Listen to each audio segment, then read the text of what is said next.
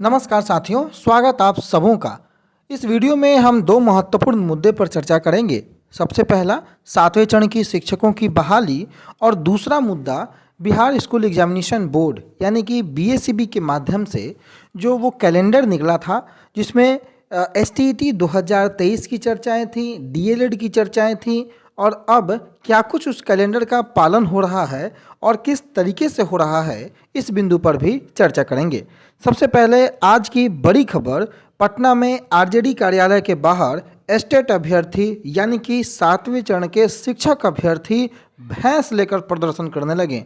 इनका मानना है कि शिक्षा मंत्री महोदय भैंस की तरह हो गए हैं और कोई बात नहीं सुन रहे हैं और बाकायदा भैंस के साथ भैंस के ऊपर बैठकर पीएचडी होल्डर अभ्यर्थी जो एस्टेट क्वालिफाई हैं, उन्होंने आरजेडी कार्यालय के बाहर प्रदर्शन किया और यह बताने का प्रयास किया कि बिहार की शिक्षा व्यवस्था किस तरीके से बदहाल है। भैंस के आगे बीन बजाए और भैंस गई पगुड़ाए वाला जो स्थिति है वो पूरा चरितार्थ किस तरीके से हो रहा है, आपको आज आरजेडी कार्यालय के बाहर देखने को मिला होगा। क्योंकि माननीय शिक्षा मंत्री जो कि शिक्षा को छोड़ करके बाकी सारे चीज़ों पर जो है अपना ज्ञान बखारते नजर आते हैं, कभी वो रामचरितमानस पर ज्ञान देते हैं तो कभी नफरत और मोहब्बत की ओर ध्यान आकृष्ट करते हैं, परंतु बिहार में सातवें चरण की शिक्षक बहाली कैसे हो, शिक्षा की स्थिति दुरुस्त कैसे हो, इस पर उनका कोई वक्तव्य नहीं रहता है। तो आंदोलन एक बार पुनः अभ्यर्थियों ने जारी कर दिया, शुरू कर दिया और अंदर की जो खबरें हैं वो मैं यह बता रहा हूं कि शिक्षा विभाग से मिली जानकारी के अनुसार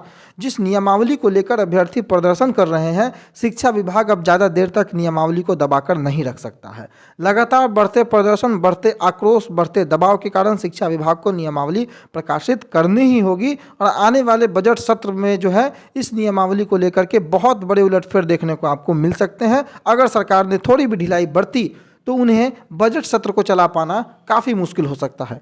दूसरे मुद्दे की ओर हम चलते हैं, जो कि हमारा प्रमुख मुद्दा है, जो मुख्यमंत्री नीतीश कुमार हैं, जो कि समाधान यात्रा पर निकले हुए हैं, परंतु आम अभ्यर्थियों का समाधान, शिक्षक अभ्यर्थियों का समाधान करना वो भूल गए। बाकी हर जगह पर जिला जिला जाकर वो समाधान कर रहे हैं, लेकिन शिक्षक अभ्यर्थियों को शायद वो भूल गए हैं कि शिक्षक अभ्यर्थियों के मसले का भी समाधान उन्हें करना है।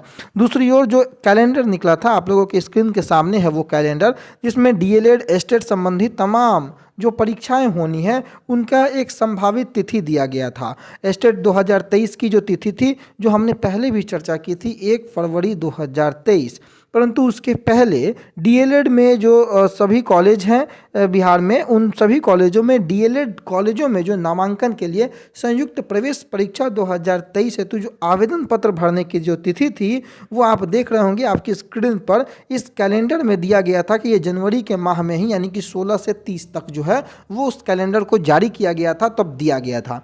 क्या कुछ बड़ा अपडेट है? क्या बिहार सरकार, बीएसईबी या शिक्षा विभाग इस कैलेंडर का पालन कर रहा है? तो ये बड़ी खबर मैं इस वक्त की आपको बता दूं कि आपके स्क्रीन पर ये जो नोटिफिकेशन दिख रहा है, ये प्रारंभिक शिक्षा में डिप्लोमा यानी कि डीएलएड पाठ्यक्रम में सत्र 23-25 में नामांकन के लिए संयुक्त प्रवेश परीक्षा 2023 के आवेदन के संबंध में बड़ी सूचना दे दी गई है और अब इस सूचना के आधार पर जो है प्रवेश परीक्षा हेतु ऑनलाइन रूप से आवेदन जो है वो 25 जनवरी से आपको शुरू हो जाएगा। 8 फरवरी 2023 तक आवेदन आमंत्रित किए जाने हैं। यानी कि दिए गए कैलेंडर के अनुसार बीएसईबी ने डीएलएड की संयुक्त परीक्षा के लिए ऑनलाइन एप्लीकेशन जो आवेदन है वो लेना शुरू कर दिया है और बीएसईबी अपने कैलेंडर को पूरी तरीके से आगे फॉलो करती हुई नजर आ रही है। बाकी अन्य इसमें महत्वपूर्ण जो बिंदु हैं, जो लोग डीएलएड की संयुक्त प्रवेश परीक्षा में अपीयर हो रहे हैं, वो इस वीडियो को पॉज करके यहाँ के सारे डिटेल्स को आप देख सकते हैं,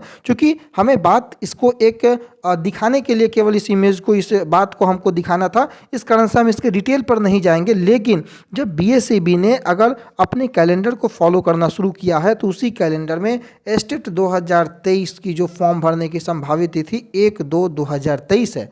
हालांकि 1/2/2023 को तो शुरू नहीं किया जा सकता है, इसमें कोई दो राय नहीं है, लेकिन अगर इस कैलेंडर को शिक्षा विभाग फॉलो करता है तो उसके कुछ समय के बाद शुरू करना एस्टेट 2023 के एप्लीकेशन को चालू करना, बीएसईबी एक नोटिफिकेशन जारी करेगी, तब जाकर के एस्टेट 2023 के फॉर्म अप्लाई होंगे।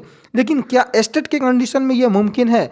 यही सबसे बड़ा सवाल है। तो डीएलएड की बात अलग है, डीएलएड की बात एक अलग मुद्दे पर होती है और एसटीईटी एसटीईटी की बात एक अलग मुद्दे पर हो रही है। एसटीईटी को लेकर के लगातार प्रदर्शन हो रहे हैं। एसटीईटी के कैंडिडेट पिछले 3 वर्षों से क्वालिफाई होकर के जो है वो दर दर भटक रहे हैं। तो मुझे नहीं लगता है कि 1 फरवरी 2023 से एस्टेट को लेकर आवेदन शुरू हो सकता है। हालांकि डीएलएड की परीक्षा कई लोगों ने मुझे इस बारे में संपर्क किया, बताया कि तय समयानुसार जो कैलेंडर में था उसी समयानुसार लगभग वो तिथि निकाल दी गई है। तो क्या 1 फरवरी से हम यह उम्मीद करें कि एस्टेट 2023 की तिथि घोषित होगी, एस्टेट 2023 के आवेदन भरे जाएंगे? क्योंकि सारे विषयों के एसटीईटी होने हैं, जिसमें +2 के सभी विषयों के साथ पेपर 1 के भी एसटीईटी की परीक्षा होनी है।